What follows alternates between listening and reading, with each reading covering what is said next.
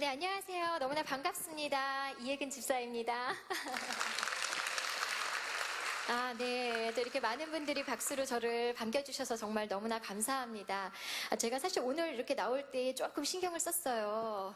근데 여기 앉아서 이렇게 찬양하시는 모습을 보면서, 신경 쓰고 오길 잘했다. 그런 생각이 들었어요. 왜냐면요. 찬양하시는 모습이 너무 은혜로워서 너무 아름답게 보여서요. 제가 이렇게 안 꾸미고 왔으면은 확 눌릴 뻔했어요. 정말 하나님께 영광의 찬양을 올릴 때 정말 얼마나 아름다운지 오늘 다시 한번 또 실감하고요. 그리고 너무 은혜 받았습니다. 제가 사실 잠실동 교회는 오늘 처음 왔어요. 근데 이제 여기 오기 전에 사실 제가 함영주 목사님을 그 전에 좀 알고 있었는데요. 목사님은 참 이렇게 뵈면 곰돌이 푸 같죠? 저는 개인적으로 곰돌이 푸를 굉장히 좋아해요. 그 한 목사님을 뵈면은 굉장히 푸근하고 따뜻하고 우리의 고민을 이렇게 잘 품어주실 것 같이 정말 늘 편안함이 있는 그런 목사님이세요. 그래서 오늘 이렇게 잠실동 교회에 이렇게 저를 와줬으면 이렇게 말씀하셔서 제가 흔쾌히 이렇게 오게 됐는데요.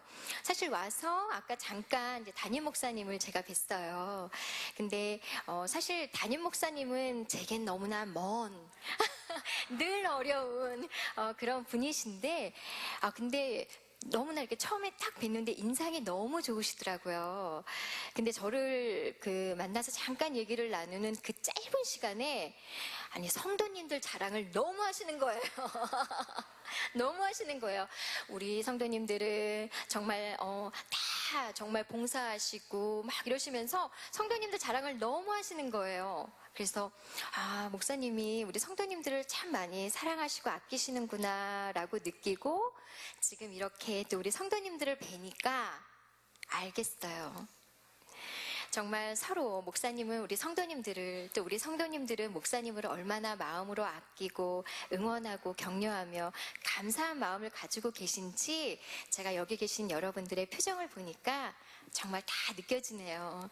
그리고 목사님의 그 인상과 모습이 참 인자하시고 정말 하나님의 사랑을 듬뿍 받으시고 또 그로 인해 말씀을 참 진실로 전하시는 분이겠구나라는 그런 느낌을 처음 받았습니다. 네, 감사합니다. 네, 여기 계신 분들은 아마 저를 실제로는 처음 보시죠? 어때요? 안 들려요. 감사합니다. 이 소리가 너무 듣고 싶었어요. 네. 근데 혹시 제가 예전에 활동했던 모습을 기억하시는 분들이 계실까요? 사실 저랑 나이가 조금 비슷하신 분들이나 저보다 조금 더 많으신 분들은 아마 저를 아실 텐데 요즘에 젊은 친구분들은 옛날에 영심이 영화를 찍었던 분이라고 얘기하면 저를 이러고 쳐다봐요. 뭔 소리야? 난 누군지 모르겠는데. 그러고 나서 이제 얘기를 들어보면 제가 한참 활동할 때 태어났던 분들이더라고요. 그래서 제가 여러분들 중에 저를 기억하시는 분들도 계시겠지만 혹여 저를 모르시는 분들을 위해서 또 저도 여기 나왔는데 제 PR을 좀 해야겠죠?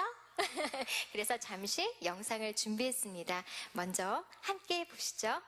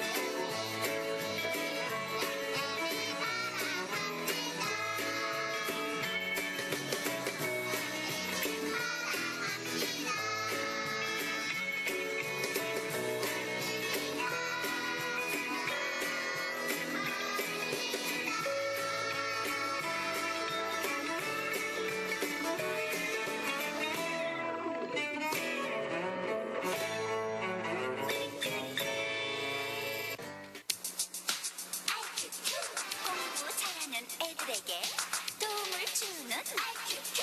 땅콩, 참깨 등 여러 가지 식물이 골고루 들어있는 IQQ. 영양 많고 맛이 좋아. 프랑크 소세지, 새로 나온 소세지 IQQ. 공부에 도움 주는 IQQ.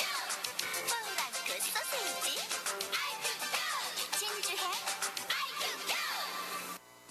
새콤해요 새콤 새콤해요 달콤달콤 때까지 꿀맛이 쌀쌀해 생각만 해도 아이샤 그런 새콤달콤 어이쇼.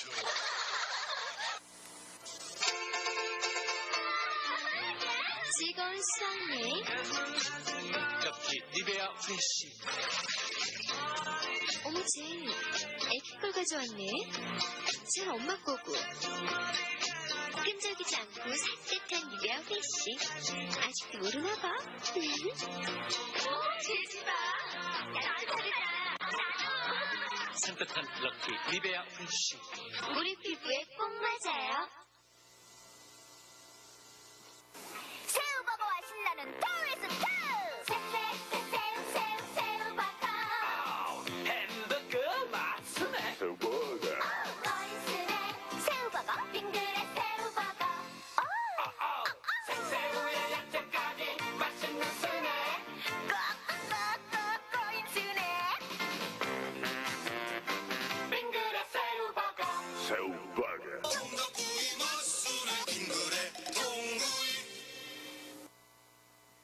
네. 제가 꺽꺽꺽꺽 이런 셰프를 언제 저렇게 했었나. 아유, 지금 보니까 참 쑥스럽네요. 네, 지금 영상에서 보셨다시피 아마 지금 어린 친구들은 새콤달콤 많이 먹죠. 그 새콤달콤 그 제 처음 찍은 CF 이 누나예요, 누나. 네, 제가 이렇게 보니까 참 옛날 생각도 나면서요. 정말 제가 이런 많은 작품들을 했었구나라는 생각을 다시 한번 갖게 됐습니다. 사실 이제 처음 아까 영상을 보셨잖아요. 근데 그 제가 이렇게 찬양하고 있는 모습, 그 모습이 이제 처음 제가 이제 교회를 다니면서 성가대에 이제 이렇게 들어가서 이렇게 활동을 했던 모습이에요. 근데 제가 처음 어떻게 하나님을 만났고 또 제가 하나님께 어떤 은혜를 받았는지 이제 제가 말씀을 드리려고 합니다. 제가 조금 잘난 척 할 거예요. 그렇다고 너무 기분 나빠하지 마시고 너무 의자에 이렇게 기대지 마시고 네, 잘 들어주셨으면 좋겠습니다. 저는 이제 제가 이렇게 집에 동네에서요 막 뛰어놀고 있는데 어느 집에선가 막 음악 소리가 이렇게 들렸어요.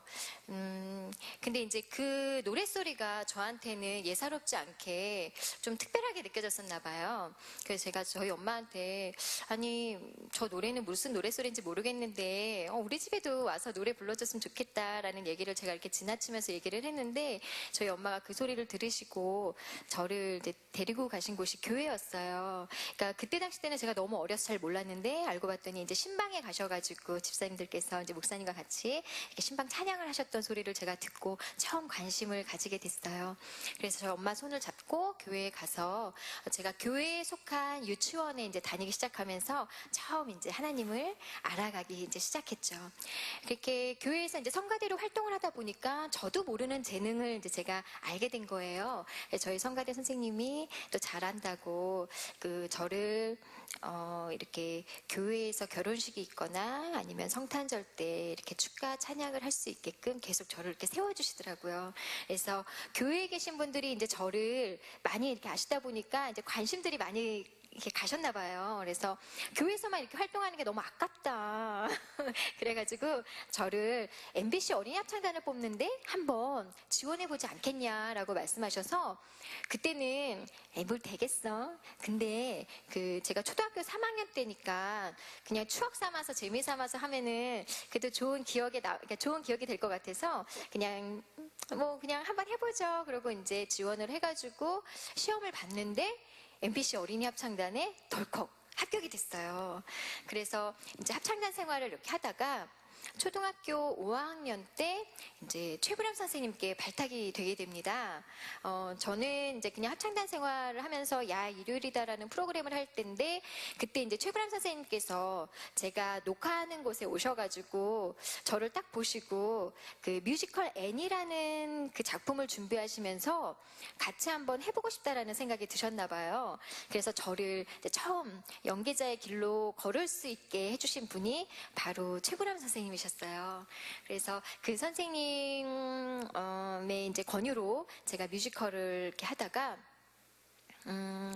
이제 꾸러기라는 드라마에도 이제 이렇게 출연을 하게 되는 또 그런 기회가 이제 주어집니다. 근데 사실 저는 연기를 한 번도 배워본 적이 없어요. 근데 그 뮤지컬도 그때 당시에 뭐 남경주 오빠, 박상원 오빠, 뭐 최불암 선생님도 계시고 남경주 선배님, 또 또 윤석화 선생님, 윤소정 선생님들 정말 그때 당시에 내노라 하는 선생님들과 같이 하면서 많은 것을 이제 배우게 됐죠. 그러다가 이제 여러분들 호랑이 선생님 아시죠?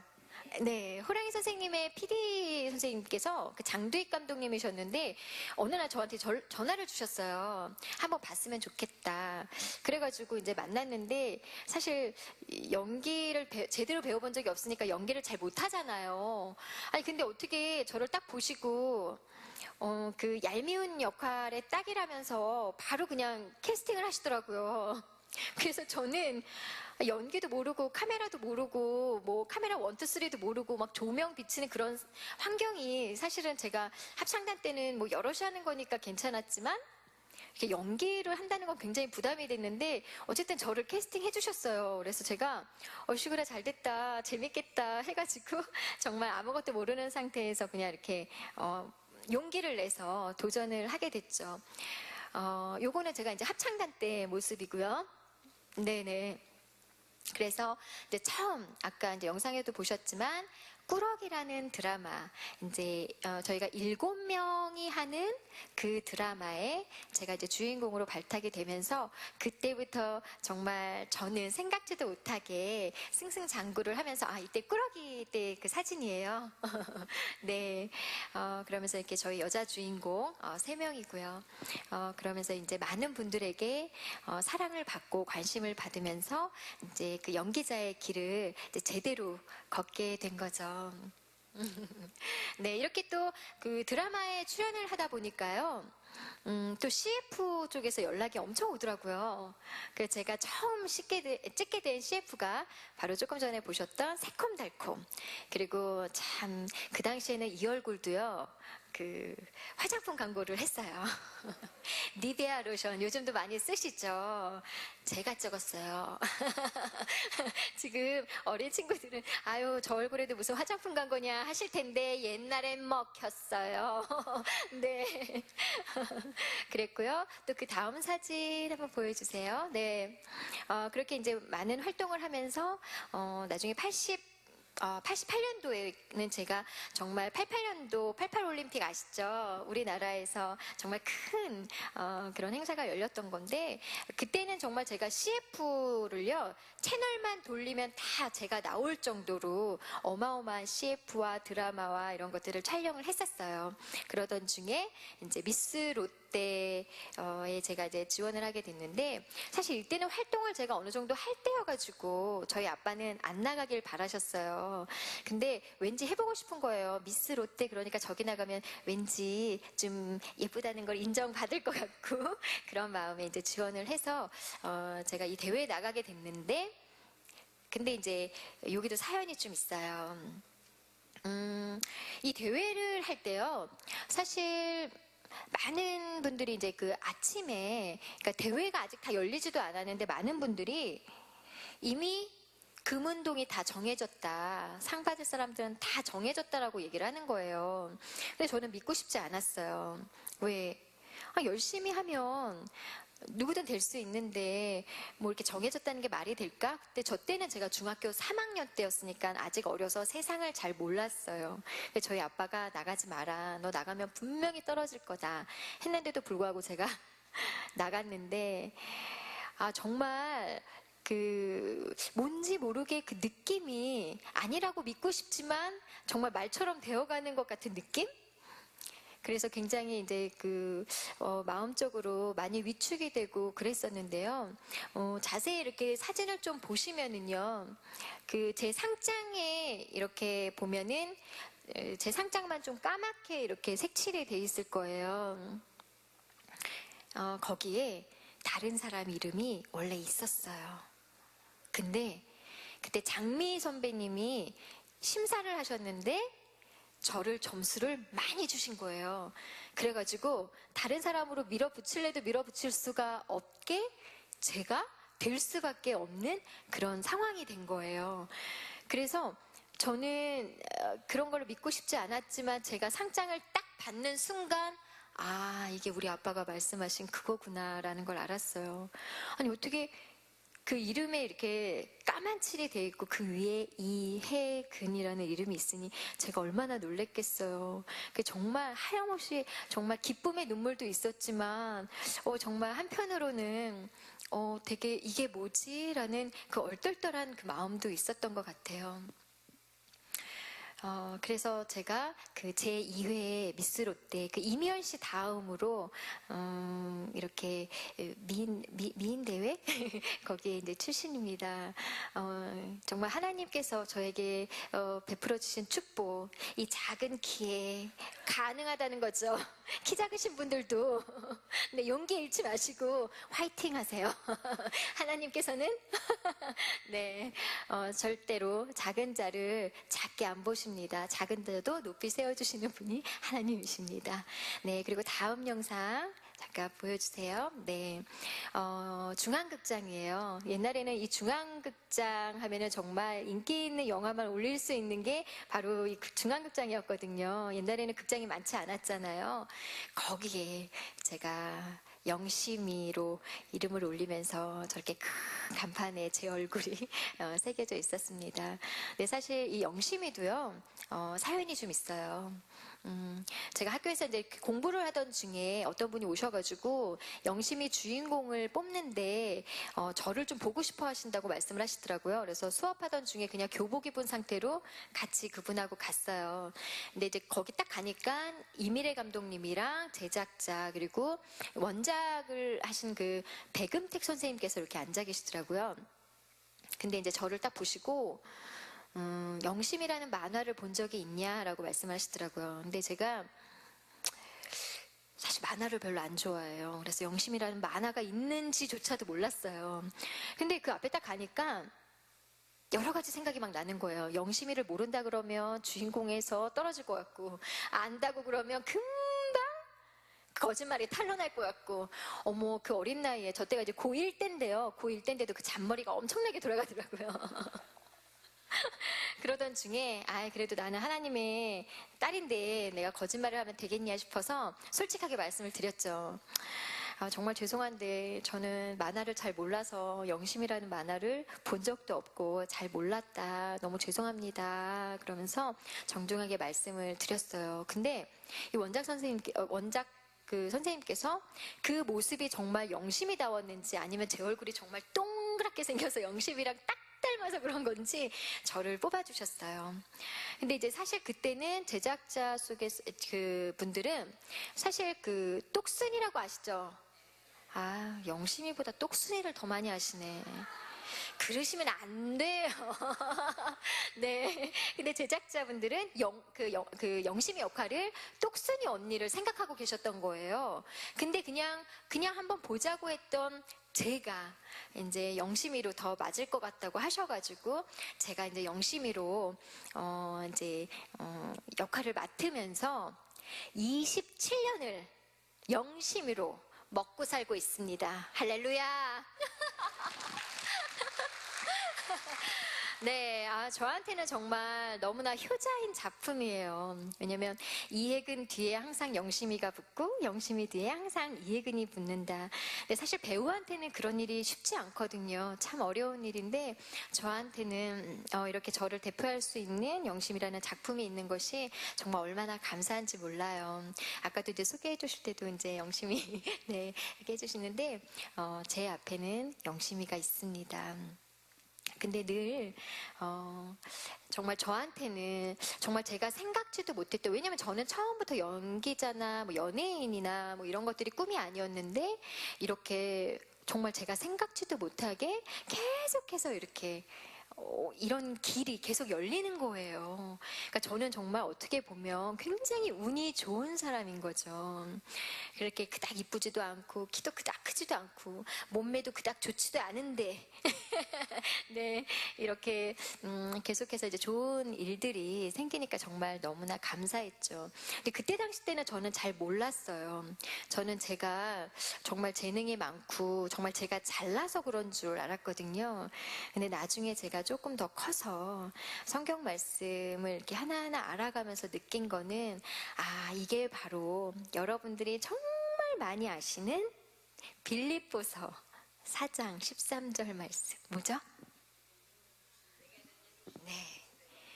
내게 능력 주시는 자 안에서 내가 모든 것을 할 수 있느니라. 네. 근데 저는 제가 이렇게 자신 있게 그 말씀을 드릴 수 있는 것은요. 여러분들은 제가 지금까지 이렇게 저의 그 잘난 모습만 이렇게 말씀드리니까 저기 조는 분도 계시고 재미없으시죠?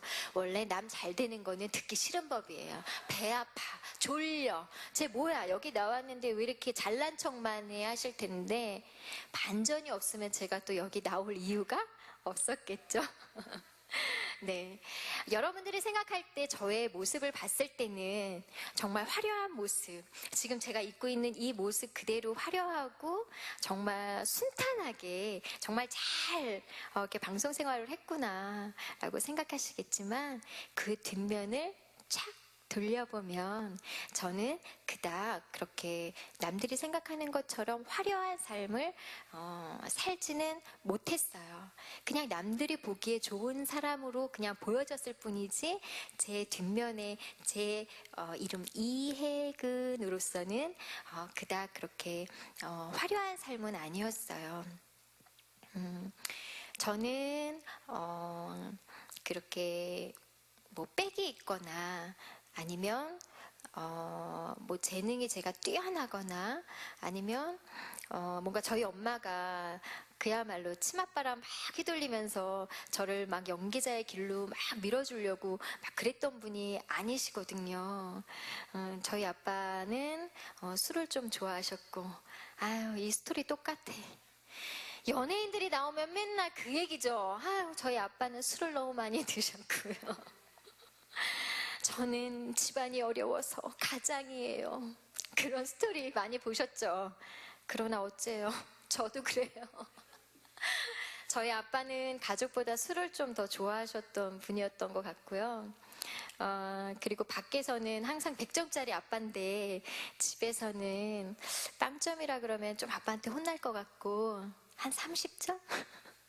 네, 밖에서는 그냥 많은 분들이 찾으면 그냥 금방이라도 달려가는데 집에서는 제가 아프다 그래도 안 달려오시는 분이 저희 아빠셨어요. 그러니까 그렇게 저와 저희 가족에게는 그닥 그렇게 좀 많은 사랑을 전해주시지 못하셨던 분이었고, 그리고 이제 저희 엄마는 또 너무나 곱게 자라셔가지고요.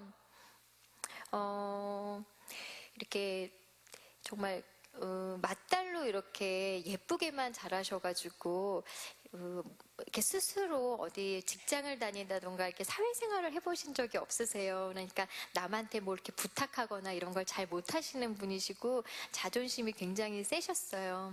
그래서 저는 이렇게 어딜 가나 제 스스로 정말 제가 잘 해야만이 제가 좋아하는 일을 할 수 있는 그런 환경이었던 거죠. 저희 엄마는 이제 늘 저를 이제 촬영장에 데려다 주시면 조용히 어디로 사라지세요. 다른 엄마들은 와가지고 막 손 이렇게 하면서 막 머리 여기에 이제 조금 삐진 거 만져주시고 막 이렇게 해라, 쟤는 이렇게 하는데 저는 이렇게 해라 막 이러면서 옆에서 막 알려도 주시고 막 그랬는데 저희 엄마는 그런 게 없으시고 딱 데려다만 놓으시면 조용히 사라지시는 거예요.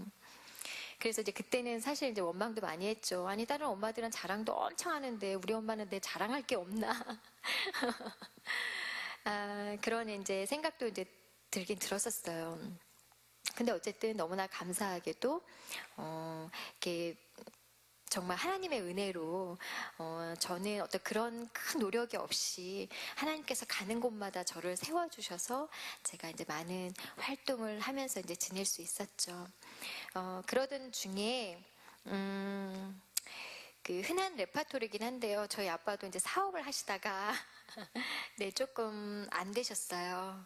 그래서 제가 한참 많은 활동을 하고 막 잘 나가고 많은 인기가 있을 때 이제 집안에 많은 어려움들이 있었어요. 그래서 저는 이제 초등학교 때부터 저희 집에서 이제 가장으로서 본의 아니게 제가 뜻하지 않게 이제 그 일을 그러니까 그 이제 가장으로서의 그 어깨에 무거운 이제 책임감을 가지고 이제 저희 가족을 이제 이렇게 어린 나이라 이제 돌본다고 얘기하면 좀 그럴 것 같고요. 아무튼 그런 어려움을 제가 이제 극복해야 되는 이제 상황이었던 거죠. 왜냐하면 제가 맞이였거든요. 저는 맞이 참 싫어요. 네, 맨날 손해봐야 되고 맨날 동생한테 양보하라 그러고 그러잖아요. 근데 저도 맞이였기 때문에 제가 뜻하지 않게 이렇게 또 맏딸로서의 역할을 이제 해야 됐었죠. 근데 정말 감사한 건요, 하나님께서 저에게 그런 기회들을 계속 주셨기 때문에 그래도 제가 그래도 저희 가족이 지낼 수 있는 그런 공간과 뭐 여러 가지들을 이렇게 함께 누릴 수 있으니 그 또한 정말 너무나 감사하고 그런 은혜가 있었습니다. 근데 제가 이제 너무 어렸을 때부터 방송을 했는데도 불구하고 그런 어려운 시기들도 있다 보니까 좀 빨리 철이 들었어요. 그래서 부모님들께는 이렇게 활동하면서 그 시기와 질투 그런 거에 굉장히 힘들어했다는 걸 내색하기가 힘들어서 속으로 좀 많이 삭힌 편이었거든요. 근데 지금도 워낙 뭐 경쟁 이런 것들이 치열하고 그렇지만 그때 당시 때도 그랬어요. 그래서 제가 이렇게 뭐 이렇게 주인공을 한다던가 막 이러면 편가르기를 좀 하고 시기 질투하고 제가 여기 있으면 뒤에서 제 기분이 상하는 얘기들을 해서 제 표정이 별로 안 좋게 그렇게 좀 힘든 상황. 그리고 또 이제 저는 학생이었으니까 또 학교에 가야 되잖아요. 근데 또 학교에 가면 그 친구들하고 관계가 이렇게 좋으면은 좋을 줄 알고 친구들하고는 엄청 잘 지냈어요. 여러분들 보시기에도 성격 좋아 보이죠? 저 생긴 거랑 달리 털털하거든요. 그래서 친구들하고 너무 잘 지냈는데 근데 그때 당시 때는 또 많은 선생님들께서 지금처럼 저희가 이런 일을 하는 분들을 많이 이렇게 응원하고 지원해주고 그런 것이 아니라 그때는 조금 이런 계통에 있는 것을 딴따라라고 여기셔가지고 선생님들께서 왜 학생이 학교를 다니고 공부를 열심히 해야지 그러시면서 이제 반 친구들 있는 데서 너는 돈만 벌면 다냐 그러시더라고요.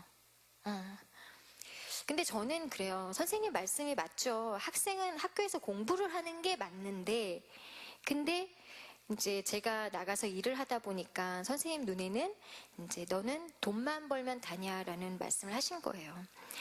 근데 이제 그때는 제가 이제 중학생이다 보니까 그 선생님의 말씀이 굉장히 충격적이었어요. 지금도 생각하면 눈물 날라요.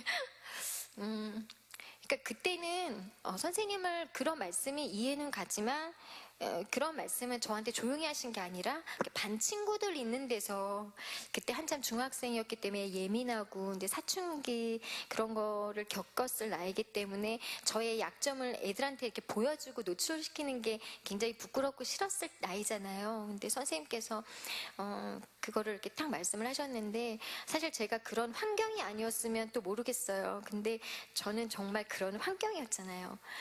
돈을 안 벌면 안 될 상황이었고 일을 할 수밖에 없는 상황인데, 근데 선생님께서 그렇게 말씀을 하신 거에 굉장히 충격을 받아가지고, 그 다음에는 학교 가는 게 굉장히 좀 두려웠었어요. 그래서 그런 아픔들이 있었어요. 그러니까 그때 당시 때는 많은 분들이 보실 때는 막 누구네 누구네 이러면서 반가워하시지만 돌아서서 집에 갈 때는 항상 외로웠어요. 일하는 일터에서는 경쟁으로 인해서 굉장히 많이 시달리고 힘들었고, 그리고 학교에 가면 선생님들한테 늘 그런 안 좋은 소리와 시선 이런 것들로 인해서 제가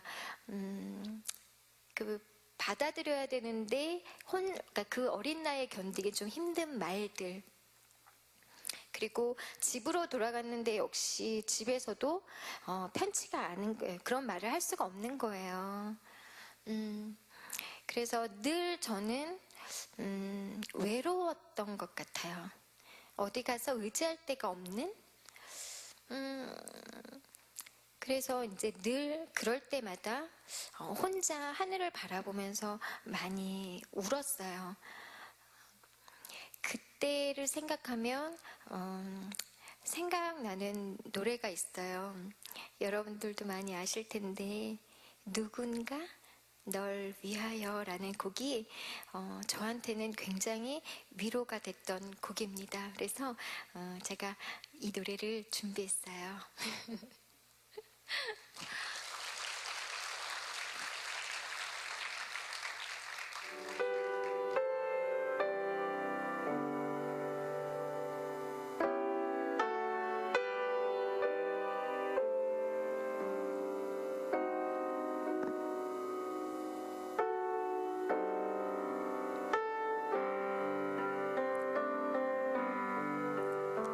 당신을 지쳐서 기도할 수 없고 눈물이 빗물처럼 흘러낼 때 주님은 우리 연약함을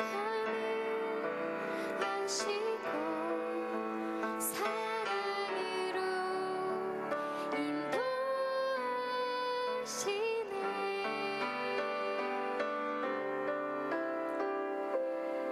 누군가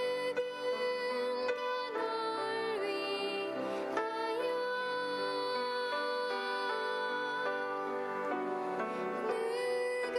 누군가 기도하네. 내가 홀로 외로워서 마음이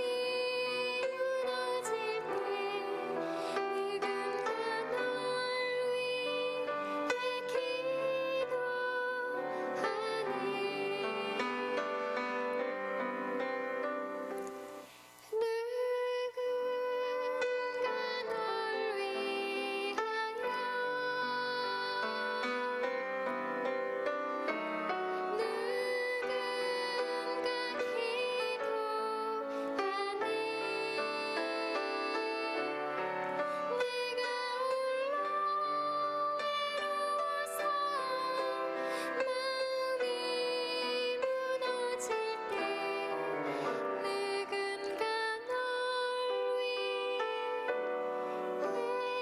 기도하네. 누군가 널 요즘 내가 뜻하지 않게 내가 계속 음악 틀어주세요. 내가 뜻하지 않게 내가 많은 어려움을 겪고 또는 내 잘못으로 인해서 정말 무너지고 넘어질 때가 너무나 많잖아요. 내가 세상 사람들한테 얘기하면 그게 흉이지만 하나님께 고백할 때는 그게 흉이 아니라 나의 치유의 하나님, 나를 위로하시는 하나님이 나를 늘 보시면서 날 위해 기도해 주시는 분이 아닌가, 그런 생각이 듭니다. 우리 다 같이 한번 같이 불러봐요. 누군가 널 위하여,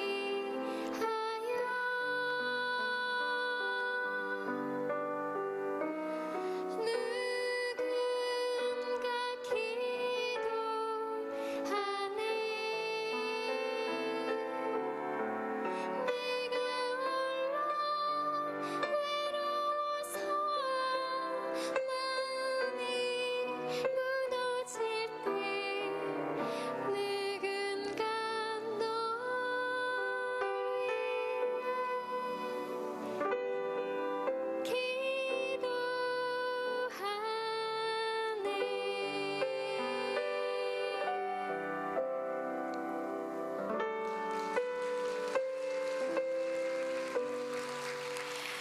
네.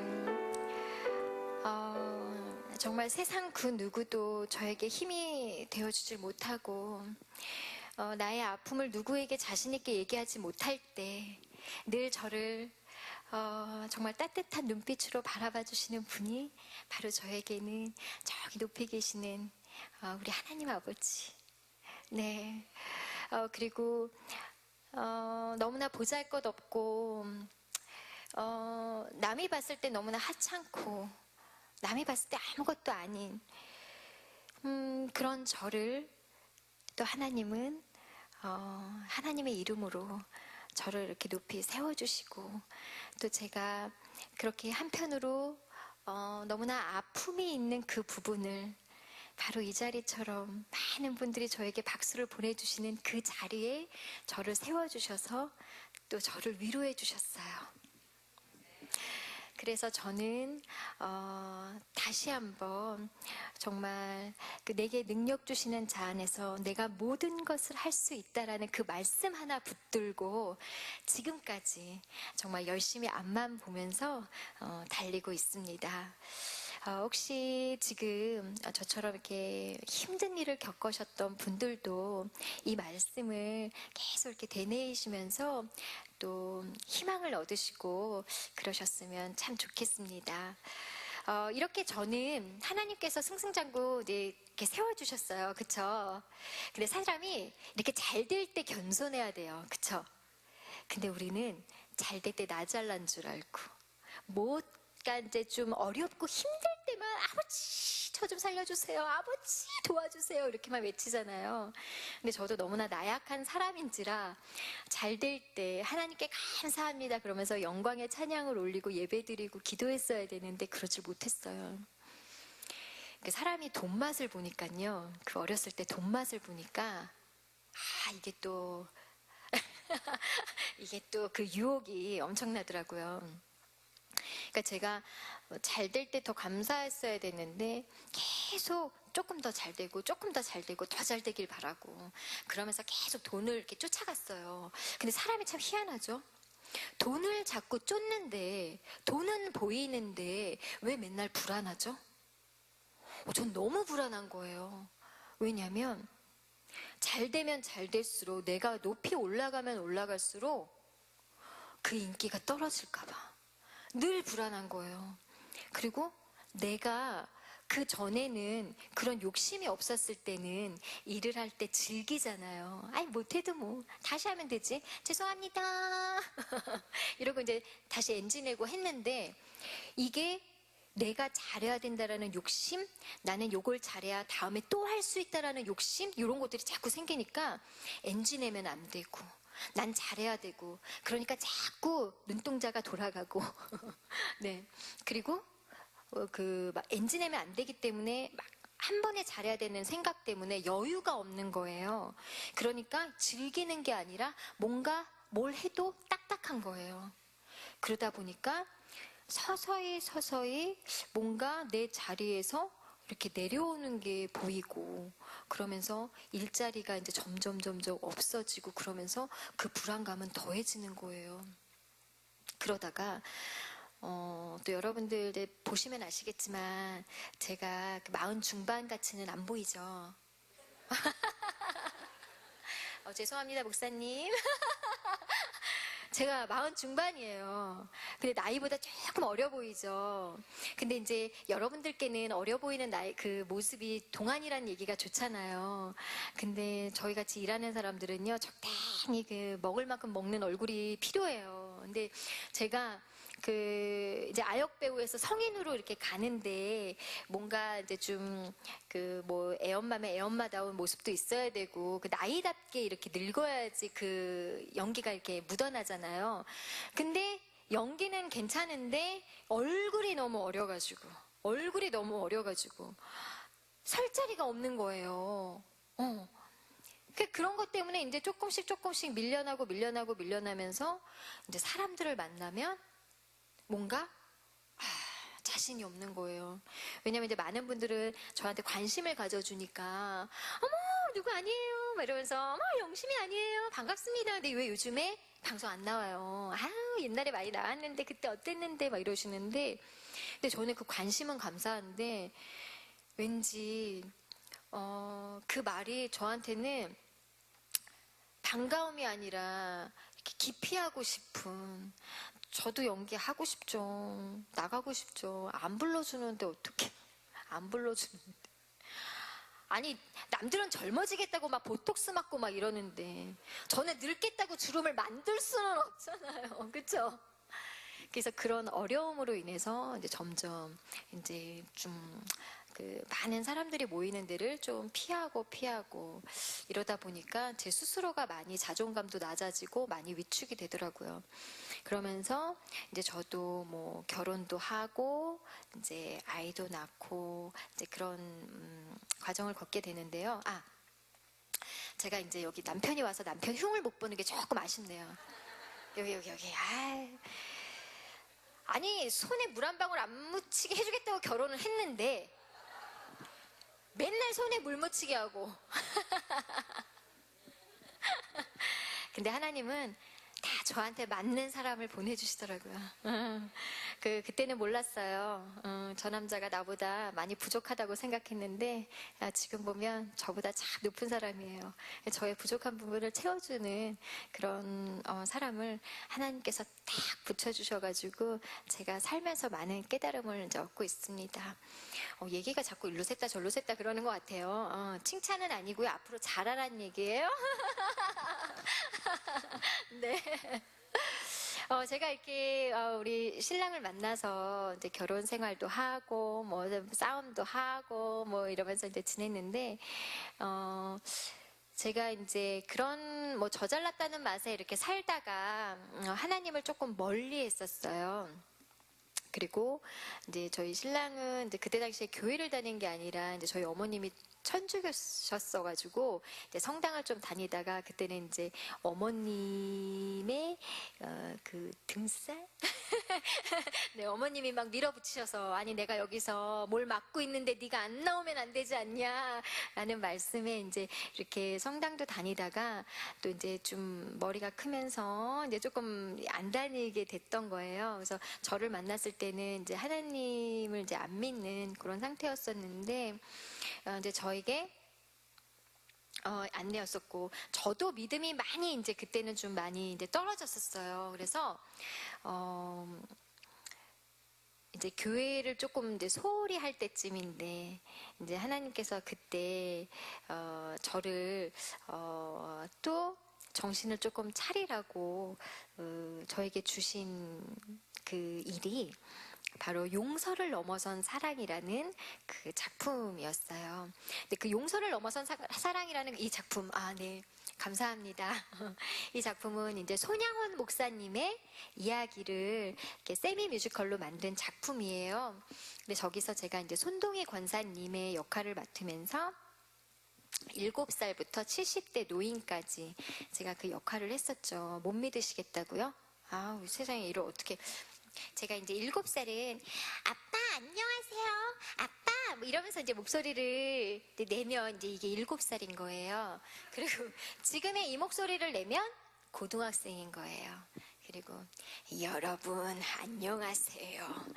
갑자기 하려니까 안 나오네요. 반갑습니다 여러분. 우리 권사님들 박수 한번 부탁드리겠습니다. 감사합니다. 우리 권사님들 멋지세요. 박수 소리도 크십니다.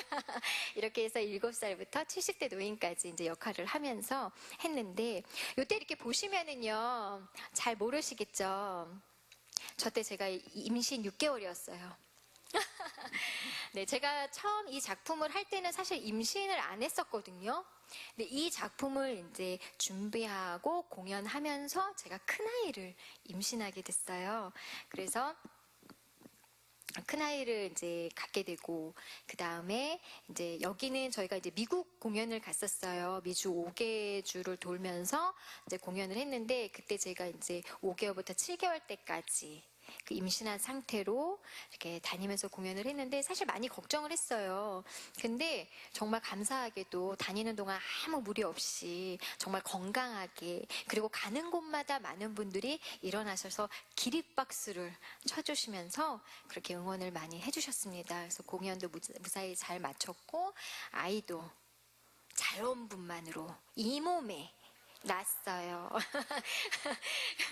네, 그때 3.0kg에 난 아이가 지금은 60kg가 넘어요. 그렇게 아주 건강하게 잘 크고 있고요. 지금은 이제 초등학교 5학년입니다. 그래서 이렇게 이제 공연을 하면서 또 많은 은혜도 받았어요. 그래서 아까 사실 이제 보니까 내 마음의 주를 향한 사랑이라는 곡을 제가 이때 이제 순회 공연을 하면서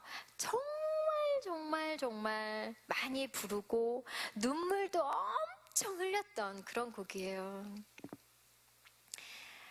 영원히 함께하리. 십자가에 막 그런 노래를 부르면 가만히 있어도 정말 눈물이 엄청 났어요. 이렇게 배부른 자도 하나님께서 세워주셔서 정말 여러분들께 많은 사랑을 받고 그렇게 왔습니다. 저는 지금도 정말 이렇게 임신한 가운데 또 어린 아이들을 데리고 이렇게 오시는 분들 보면 참 정말 대단한 것 같아요. 근데 정말 이제 저는, 그래서 이제 저도 이제 아이를 낳고 교회를 다니고 이렇게 되는데, 사실 첫 아이가 굉장히 활발해요. 활발해서, 교회를 가잖아요.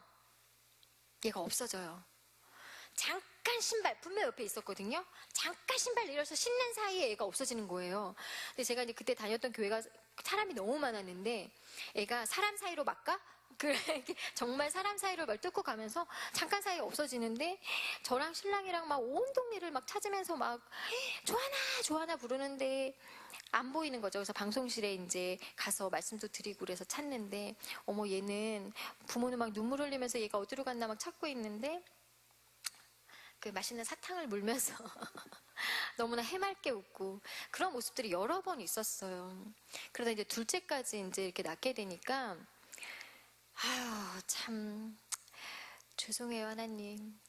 그러니까 그런 것 같아요. 애가 둘이니까 자꾸 애 핑계 대면서 교회를 자꾸 한 번, 두 번 또 빠지게 되는 거예요. 누가 얘기하면은 애 때문에 자꾸 미련한 생각이었던 것 같아요. 그러면서 이제 자꾸 이제 또 교회를 조금씩 멀리하고 그러면서 제가 우울증이 좀 심하게 왔어요.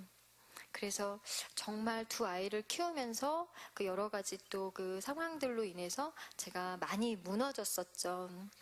그러다가 이제 저는 사실 조금 밝은 성격이었기 때문에 제가 산후우울증을 겪을 거라고 생각을 못 했는데 그렇게 이제 산후우울증을 겪게 됐어요. 근데 이게 산후우울증이 얼마나 심하냐면요.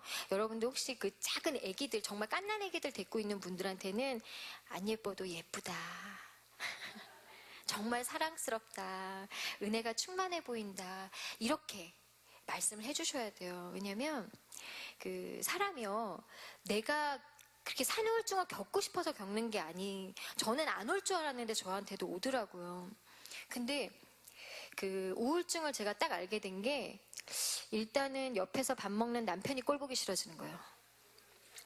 그리고 나는 막 애 이렇게 젖 먹이고 있는데 막 이러고 자고 있는 남편이 그렇게 꼴보기 싫은 거예요. 발로 한 대 그냥 탁 쳐주고 싶을 정도로. 이게 우울증의 시초더라고요.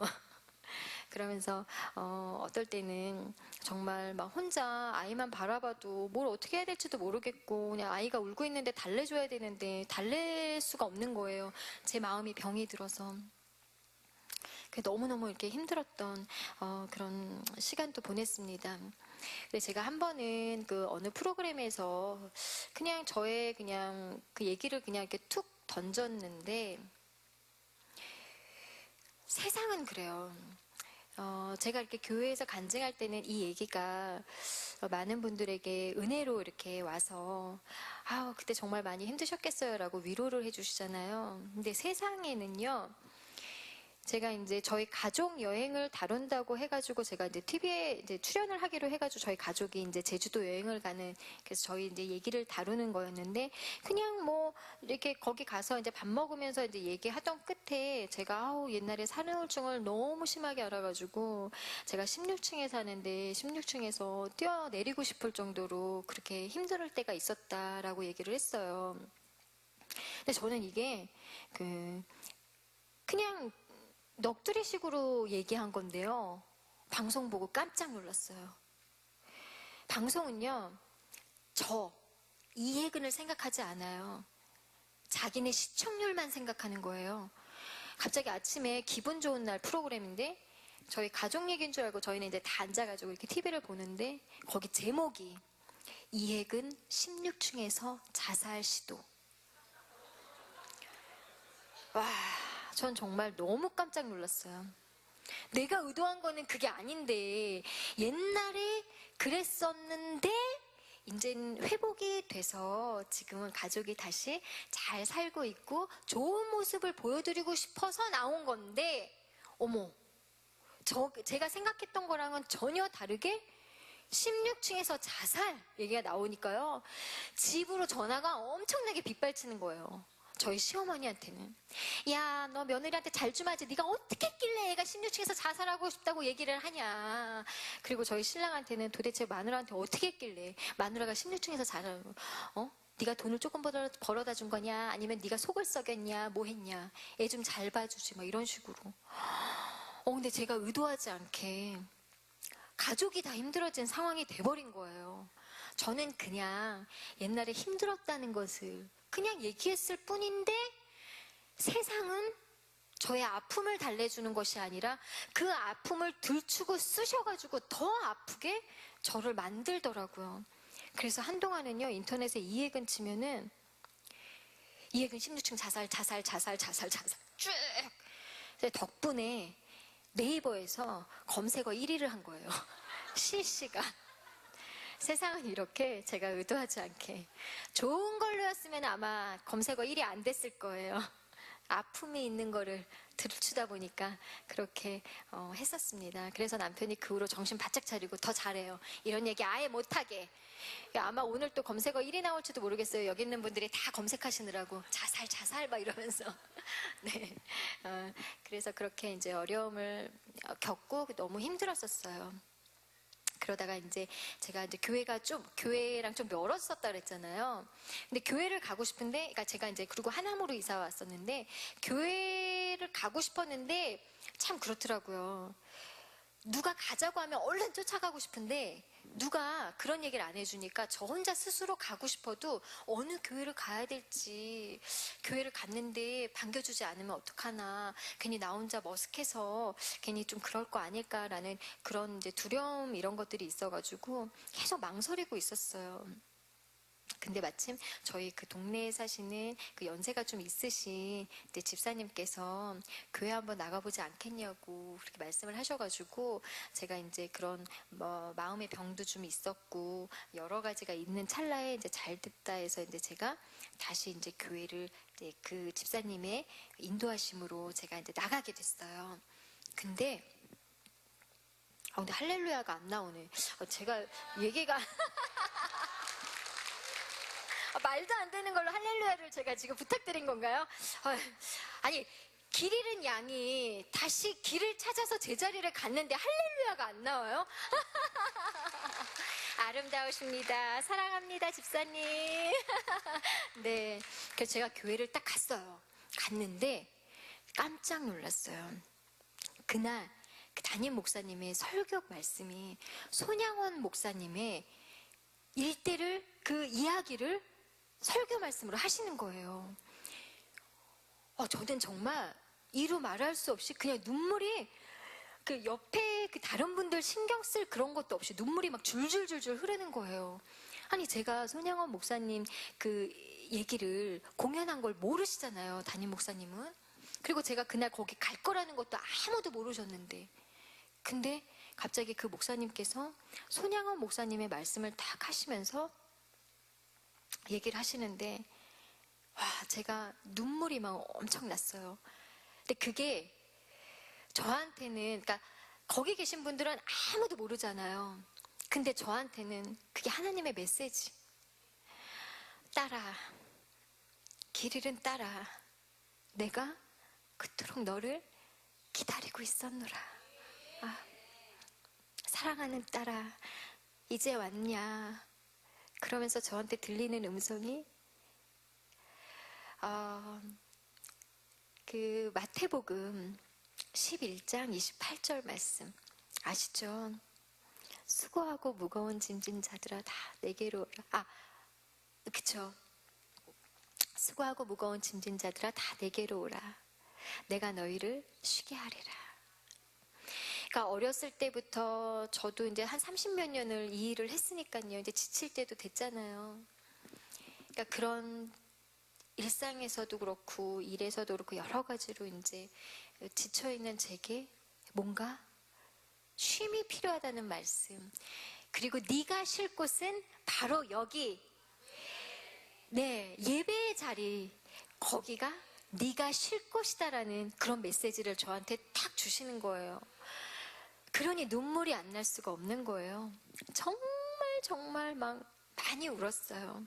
그러면서 제 입에서 나오는 그 고백이 하나님, 아버지, 감사합니다. 감사합니다. 감사합니다 외에는 아무 말도 나오질 않더라고요.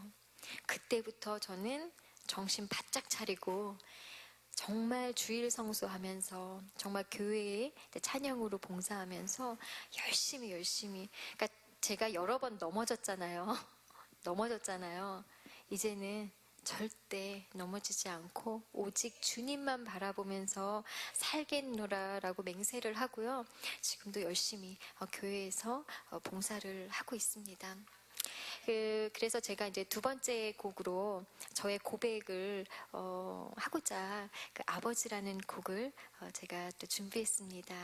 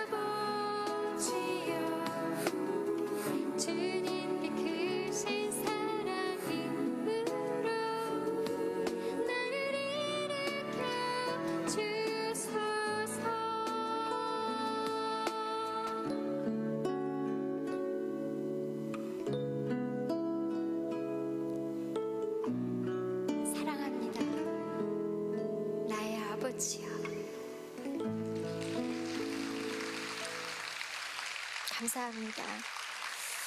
어, 노래 가사가 정말 제 마음, 제 고백처럼 정말 아버지의 그 사랑은 정말 이렇게 왜 느끼지 못할 때는 몰랐을까.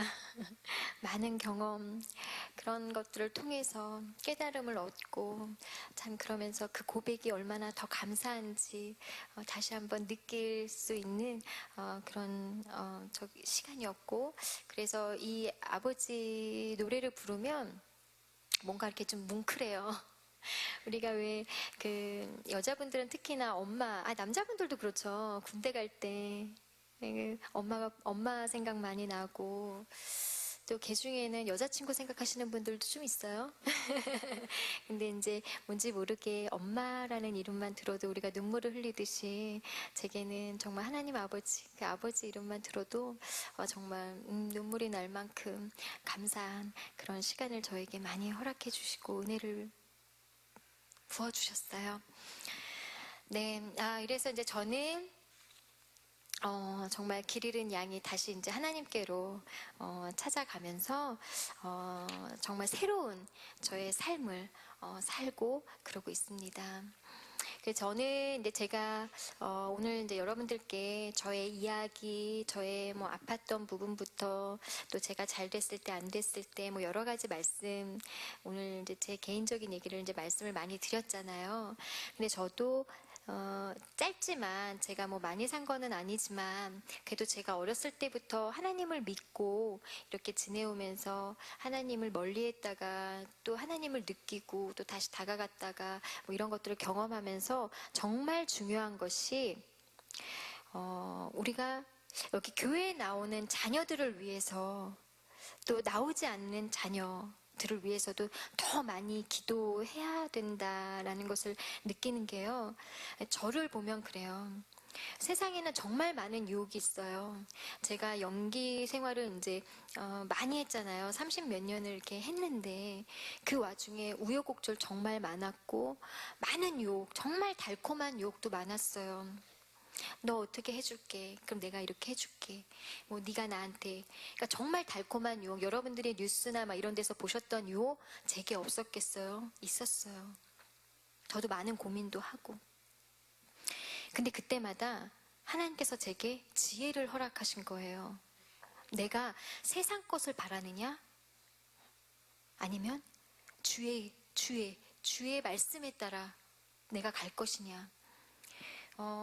그리고 저도 사람인지라 뭐 세상 유혹도 마찬가지겠지만 그 뭐 가족 간의 갈등이라든지 아니면 제 환경 뭐 저희 아빠는 이제 지금 뭐 교통사고도 나셔가지고 지금 한 5년째 아직도 거동이 되게 불편하시고 힘드세요.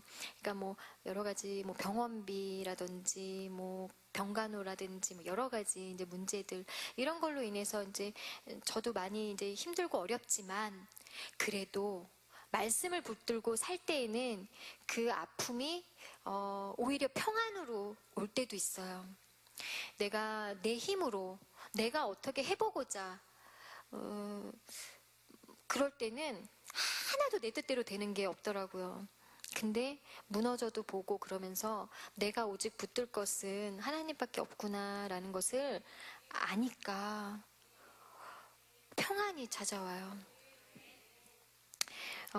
저는 이제 뭐 아직도 제가 저희 친정은 이제 제가 아직도 많이 이렇게 돌봐드려야 되는 상황이고요. 또 아빠는 아프시잖아요. 그런데 이제 저희 엄마도 이제 얼마 전에 그 손해 수축증이라는 병 혹시 들어보셨어요? 이 손뇌가 수축이 되면은 약간 파킨슨 병 같이 이제 거동도 힘들어지고 말도 어눌해지고 그런 이제 그 병이에요. 그래서 이제 아빠도 힘드신데 이제 엄마도 좀 이제 힘드신 상황이라서 이제 저희 가족이 이제 이렇게 간호를 하고 있는데 근데 참 희한해요. 예전에는 제가 스스로 하려고 했을 때는 그런 것들이 다 이제 뭐 불평이 되고 불만이 되고 내가 이걸 어떻게 또 왜 하나님 나한테만 나는 어렸을 때부터 내가 일을 해서 가족을 책임졌는데 왜 아빠는 또 이런 사고 이쁜 아빠도 아닌데 그때는 그랬어요.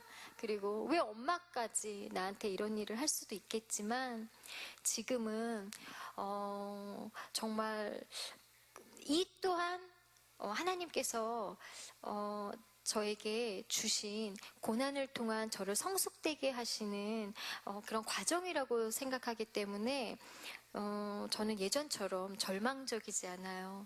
그리고 저는 지금 좀 이렇게 평안하다고 할까요? 평안이 뭔지 알겠더라고요. 그러면서 뭔가 정말 제 안에 또 넘어질 수 있는 부분들을 하나님께서 세워주시는 힘 또한 지금 저한테 주셔서 제가 저희 부모님하고 이제 잘 이렇게 지내고 있습니다.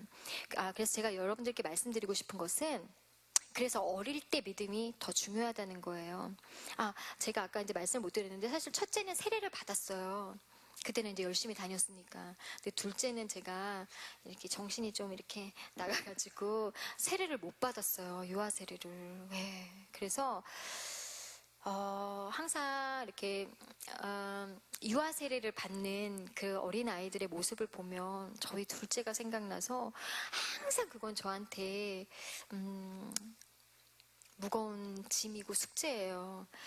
내가 나의 잘못된 행동으로 인해서 우리 아이가 유아 세례를 못 받고 그런 건 부모 책임이거든요. 사실은 그 아이가 뭘 알아요. 자기는 받고 싶으나 부모님이 데려가 주지 않았기 때문에 못 받은 거잖아요. 그렇기 때문에 저는 정말 아이를 가지신 부모님들 또 그런 부모님들께서는 늘 아이를 위해서 끊임없이 기도를 하셔야 되고, 그리고 제가 이제 그 CTS 이게 출연하면서 이제 그 위크라는 프로그램을 통해서 이렇게 보니까 뭐 동성애부터 시작해갖고 여러 가지 우리가 전혀 내 아이가라고 생각할 수 있는 문제들 이런 것들이 이게 그냥 남의 일이라고 생각할 게 아니고요. 지금 굉장히 심각하게 벌어지고 있잖아요. 근데 이거를 그냥 우리 아이는 아닐 거라고 방심하시면 안 돼요, 여러분. 이 유혹은요, 이 사탄의 유혹과 그런 유혹들은 끊임없이 우리 아이들을 못 살게 굴고요. 우리 아이들을 끊임없이 흔들어요. 아니, 우리는 교회 나오는 사람인데도 불구하고 내가 힘들 때 쓰러지잖아요. 어린 아이들은 더 그럴 수 있고요. 그렇기 때문에 여러분들이 다음 세대 아이들을 위해서 결국엔 우리가 이렇게 나와서 기도하고 그런 것들이 우리가 잘 살고 또 우리 아이들이 행복한 정말 그 삶을 바래서 기도하고 맨날 그러시잖아요. 그렇기 때문에 정말 여러분들께서 정말 더 깨어있음으로 다음 세대를 위해서 더 많이 기도해 주시고, 그래서 그 어떤 유혹과 아픔이 있을 때도 잘 견딜 수 있는 힘을 어렸을 때부터 심어주는 게 굉장히 중요하구나라는 것을 제가 느껴요. 그러니까 저는 제가 성인이 됐을 때 믿음이 물론 깨달음이 있었기 때문에 또 그 나름대로의 방향이 있지만요. 그 어렸을 때 제 몸에 밴 그것도 굉장히 중요하다는 생각을 느끼면서 오늘 여러분들께 꼭 말씀드리고 싶어요. 특히 지금 어린아이를 업고 안고 뭐 유모차를 끌고 가시는 분들, 그 분들이 혹시 여러분들의 손길을 기다리고 있을지 몰라요. 그렇기 때문에 때로는 그 아이를 보는 게 뭐 힘들어 한다든지 아니면 잠깐 뭘 꺼내는데 불편해 보일 때는 제가 잠깐 안아주겠다고 이렇게 말씀을 뭐 하시던지 이렇게 뭔가 친근할 수 있는 뭔가 이제 그런 손길이 필요한 곳에 여러분들이 이렇게 가셔서 그 분들이 교회로 올 수 있도록, 그래서 다음 세대도 은혜를 받고 그 엄마 역시도 이곳에서 하나님의 말씀으로 은혜를 받고 구원받을 수 있도록 여러분들이 조금 더 힘써 주셨으면 좋겠습니다. 네. 그리고 그러니까 이렇게 우울증이라는 것을 이제 겪을 때 많이 힘들어 하잖아요. 근데 보니까 요즘에 교회에서는 프로그램이 많죠, 목사님. 뭐, 이렇게 여성들을 위한 그런 프로그램 이런 거 많죠. 그래서 그런 프로그램들을 통해서 그분들이 와서, 좀 마음의 쉼을, 그러니까 그 우울증이라는 것은 혼자 있으면 더 병이 되니까 그분들이 교회에 와서 함께 그 나누고 정보도 이렇게 교환할 수 있고, 그리고 또 교회 오면은 또 많은 분들이 또 봐주시잖아요. 이제 많이 키우신 분들은 막 그런 애기들 보면 막 서로 안아주고 싶고, 그러니까 그분들이 편하게 올 수 있는 곳이 교회고, 교회 안에서 우리가 뭐 이제 아이들부터 이제 어른들까지 3대가 다 같이 예배 드릴 수 있는 그런 곳으로 더 거듭나길 바라면서, 저 역시도 잠실동 교회에 계시는 우리 성도님들을 위해서도 기도하고, 또 다음 세대를 위한 그런 걸로도 이제 저도 앞으로 기도를 하면서 늘 이제 기억을 하겠습니다. 막 오늘 이렇게 막 앞에는 이렇게 쭉 잘 나가다가 자꾸 뒤에서 이렇게 딴 길로 새면서 뭔가 좀 그랬던 것 같은데요. 정말 저는 이제 여러분들께 제가 고백할 수 있는 것은, 이제 세상의 욕심 다 내려놓고 정말 주님께 저의 모든 것을 다 맡기고, 정말 주님이 인도하시는 대로 앞으로 이제 살 거라는 그런 말씀을 드리고요. 제가 이제 시간이 조금 많이 돼가지고 제가 사실 이렇게 준비한 영상이 있었는데 혹시 잠깐 볼 수 있을까요, 목사님? 지금 잠깐만 좀 보여드리겠습니다. 제가 사실 그 저번에 세바퀴라는 드라마인데 세바퀴에 나갔어요.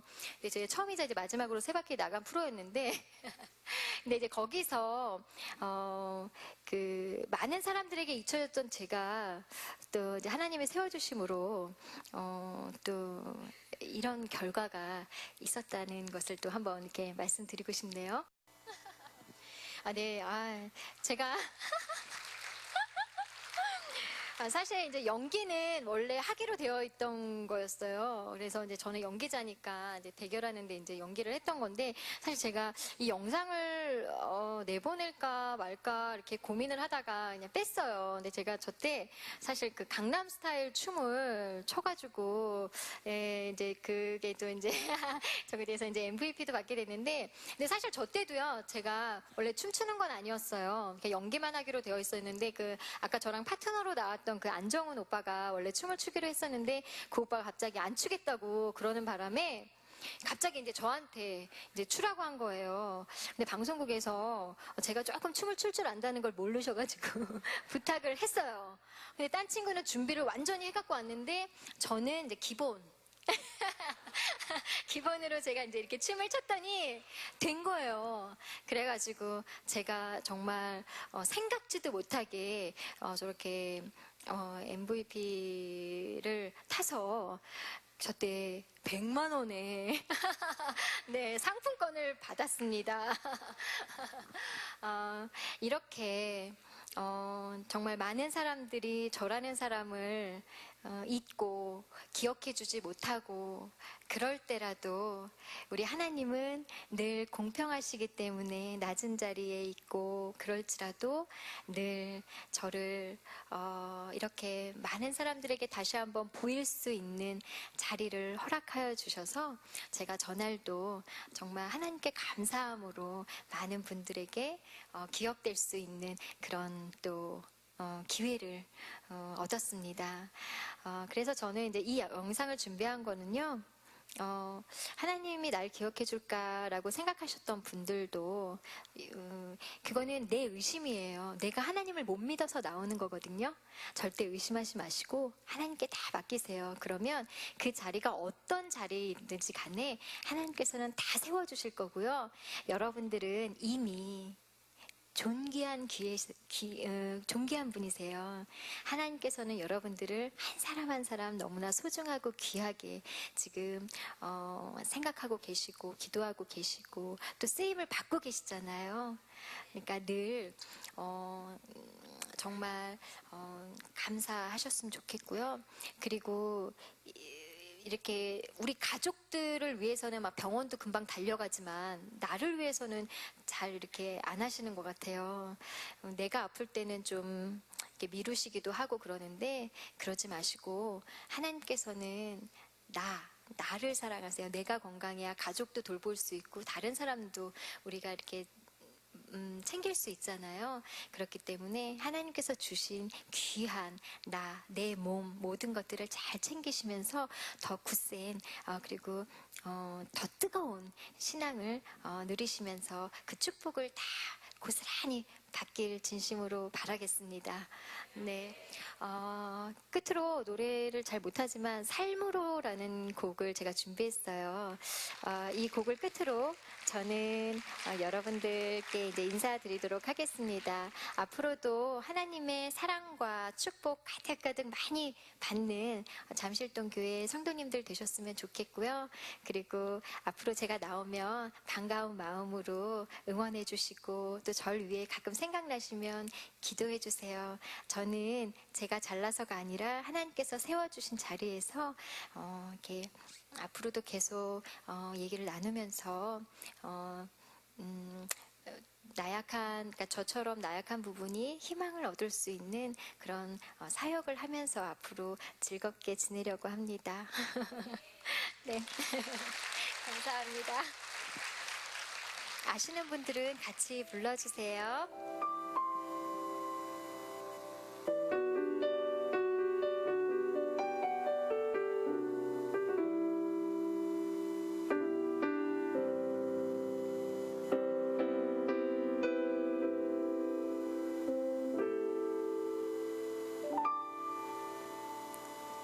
세상의 부와 세상의 명예 세상 다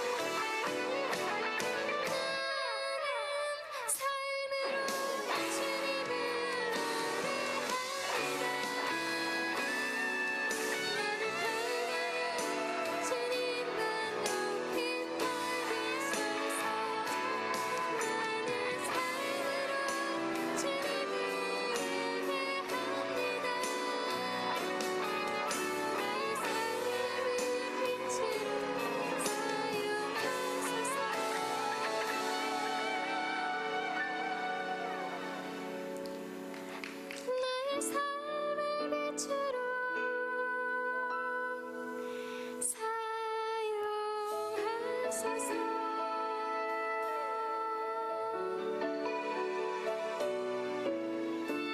아멘. 감사합니다.